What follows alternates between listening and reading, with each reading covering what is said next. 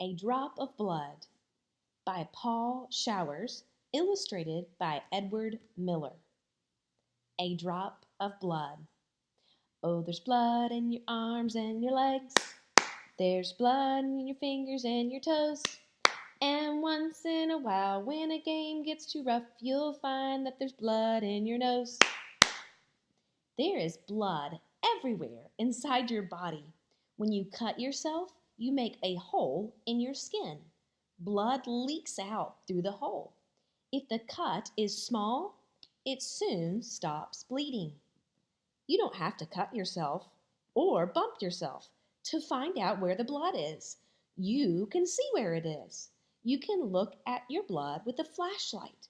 Go to the bathroom tonight and shut the door. Turn on the flashlight in the dark. Hold your fingers over the light. What color are they? Look in the mirror in the dark. Hold the flashlight behind your ear. What color is your ear? Shine the flashlight in your mouth. What color are your cheeks? The blood in your fingers and your ear and your cheeks makes them look red. Blood is red because it is full of tiny red cells that float in a watery fluid called plasma. The red cells are very tiny. There are hundreds and thousands and millions of them in a single drop of blood. Red cells are too small to see with your eye. You have to look at them under a microscope. Then the red cells look like this, round and flat, thin in the middle, thick around the edge, something like tiny donuts without any holes. The blood is always moving inside your body. Your heart pumps it and keeps it moving. It moves through little tubes, your blood vessels. It moves out to the tips of your fingers. It moves up to your head and down to your toes. The red cells in your blood carry oxygen. Oxygen is part of the air you breathe. You cannot see oxygen, but you cannot live without it. Your body has to have oxygen every minute. You breathe oxygen into your lungs.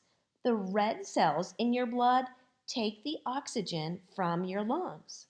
The red cells carry the oxygen to every part of your body. They carry oxygen to your muscles, to your bones, your brain, your stomach and intestines, your heart. Your body needs food as well as oxygen. When you eat, the food goes down to your stomach and your intestines. There, the food is changed into a fluid. The fluid moves from your intestines into your blood. You cannot see the food anymore, even under a microscope, but it is in your blood. Your blood takes the food and oxygen to every part of your body. It takes the food to your bones to make them grow, to your muscles to make them strong, to your fingers and your toes, even your brain. There are white cells in your blood too. They are bigger than red cells. Your blood has fewer white cells than red cells, but there are thousands of white cells in one drop of blood. White cells protect you against disease germs. A white cell wraps itself around a germ and eats it up. Then the germ cannot harm you.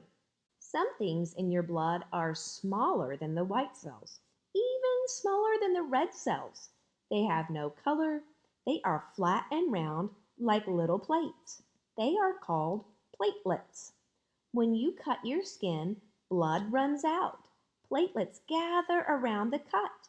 They form a plug that helps stop the bleeding. Next, the blood begins to clot. Tiny threads called fibrin form in the plasma. The fibrin threads make a net across the cut. Red cells and white cells are caught in the net. Soon the net becomes thick with red and white cells. A clot has formed. The blood cannot flow through the clot. The bleeding stops. The clot hardens and becomes a scab. Later, new skin will grow under the scab and close the cut. Little people do not need much blood. Kathy is 1 year old. She weighs 24 pounds. She has about 1.5 pints of blood in her body. That is less than 1 quart. Big people need more blood. Russell is 11 years old. He weighs 88 pounds. He has about 5.5 pints of blood in his body. That is a little less than 3 quarts. An adult who is 6 feet tall and weighs 180 pounds has about 11 pints of blood. 11 pints are the same as 5.5 quarts. Red cells do not last forever. They wear out. White cells and platelets wear out too. But your body makes new red and white cells and new platelets every day. When you cut yourself, you lose some blood. You lose red cells and white cells. You lose platelets. But that doesn't matter. Your body has plenty of new ones to take their place. It keeps making new ones all the time. Sometimes I cut my finger, sometimes I scrape my knee, sometimes a drop or two of blood comes dripping out of me. That means I lose some platelets, some white cells, and some red. I lose them by the millions in every drop I shed. But I don't get excited about my bleeding skin. For all the blood that oozes out, there's plenty more that's in. Find out more about blood. You have 100,000 kilometers of blood vessels in your body. That's long enough to circle the earth 2.5 times. Arteries carry blood that is full of oxygen and nutrients away from your heart so that your body can use them. Capillaries connect the smallest arteries to the smallest veins. Veins carry blood back to the heart so that the blood can be refueled. Your heart is a muscle, just like the muscles in your arms and legs. Your heart pumps more than 2,000 gallons of blood through the body each day. The heart contracts 100,000 times each day. Every year, 40,000 children are born with heart defects.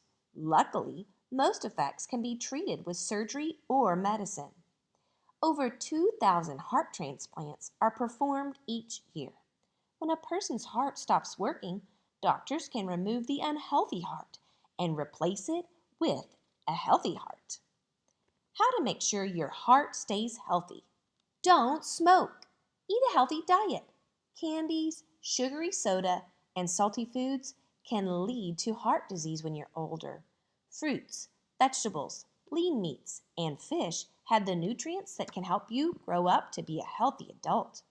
Be active.